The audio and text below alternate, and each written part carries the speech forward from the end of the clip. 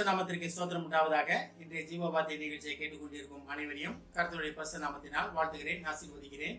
இன்றைய தின தியானத்திற்கு தேவன் கொடுத்த வேத பகுதி யாக்கோபு எழுதின நிருபம் 4ஆம் அதிகாரம், அதில் 10ஆம் வசனம். யாக்கோபு 4:10. கர்த்தருக்கு முன்பாக தாழ்மைப்படுங்கள், அப்பொழுது அவர் உங்களை உயர்த்துவார். இன்றைய தினம் இதை கேட்டுக்கொண்டிருக்கும் விசுவாசிகளே, தேவன் இன்றைய தினம் உங்களை உயர்த்துவதற்கு ஆயத்தமாக இருக்கிறார். தேவன் உங்களை அவர் விரும்பும் இடத்திற்கு உங்களை உயர்த்த போகிறார். இன்றைய தினம் தேவன் ஒரு வாக்குத்தத்தமாக உங்கள்கிட்ட சொல்ல ஆசைப்படுகிற ஒரு காரியம் தான், நான் உங்களை உயர்த்துவேன் அப்படின்னு சொல்ல ஆசைப்படுகிறார்.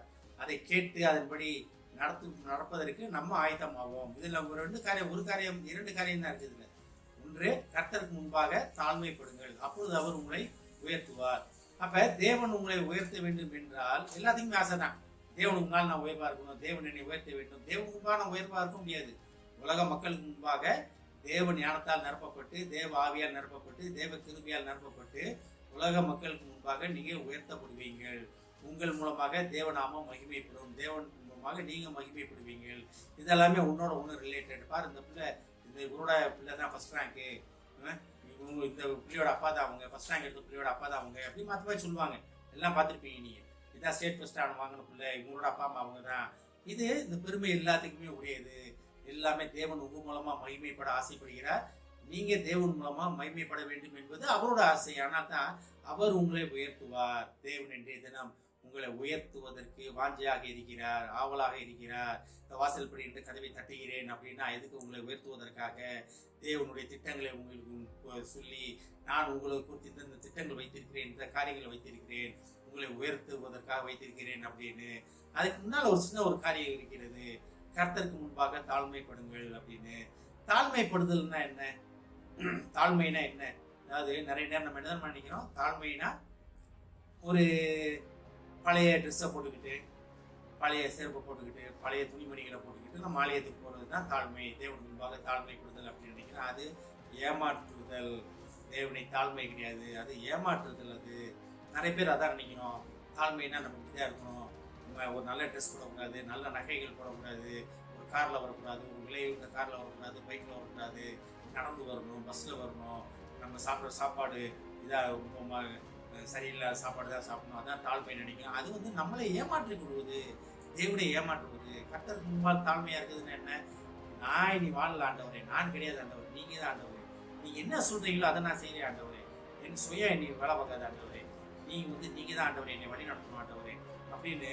நான் ஒன்றுமே இல்லை, நீங்கள் தான் ஆண்டவரேன்னு இன்னைக்கு நம்ம உணர்ந்து தேவ சமூகத்தில் உணர்வோமோ அதுதான் தாழ்மை. நான் சுயம் இன்னைக்கு வேலை பார்த்து கொண்டே இருக்கிறதோ அது தாழ்மை கிடையாது, சுயத்தால் நிரப்பப்படுவதுதான் அது. அதனால தான் தேவ கிருபையில் நிரப்பப்படுவதற்காக அழைக்கப்படுகிறோம். அப்படி தேவ கிருபையால் தேவனுக்கு முன்பாக நான் ஒன்றுமே இல்லை ஆண்டவரே, ஒன்றுமே இல்லை ஆண்டவரே, நீங்கள் தான் ஆண்டவரே அப்படின்னு போய் நிட்டோம்னா தேவன் உங்களை உயர்த்துவதற்கு வல்லவராக இருக்கிறார், உயர்த்துவதற்கு ஆயத்தமாக இருக்கிறார். நிறைய பேர் ஊழியக்காரங்கன்னா தாழ்மையாக இருக்கும், இவங்கன்னா அப்படி தாழ்மையாக இருக்கும்னு நினைக்கிறேன். அது கிடையாது, அது உண்மை கிடையாது.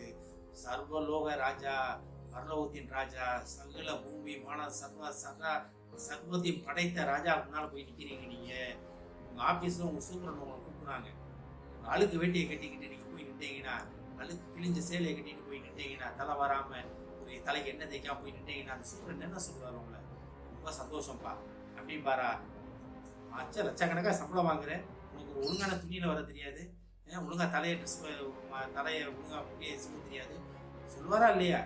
சூப்பரன் போய் நிற்கும்போது எப்படி நிற்பீங்க? நீங்கள் எவ்வளோ சுத்தமாக போய் நிற்பீங்க. அப்போ பரலோக தேவனுக்கு முன்னால் போய் நிற்கும் போது எப்படி போய் நிற்க போகிறோம்? நம்ம தேவனை நீர் கொடுத்த உடை, நீர் கொடுத்த நகை, நீர் கொடுத்த காரியங்களுக்கு தேவனுக்கு முன்னால் போய் நிற்கணும். அதுதான் தேவனை மகிமைப்படுத்துவது. தாழ்மை நினைச்சு நம்ம ஏமாற்றி கொண்டிருக்கோம். நிறைய பேரை பார்க்கணும். அது தாழ்மை கிடையாது. நீங்கள் என்னைக்கு தேவனை வாழ்வது நான் அல்ல, கிறிஸ்துவ எனக்குள் வாழ்கிறார், கிறிஸ்து வாழ்வதற்கு நீங்கள் ஒப்பு கொடுப்பதுதான் தாழ்மை.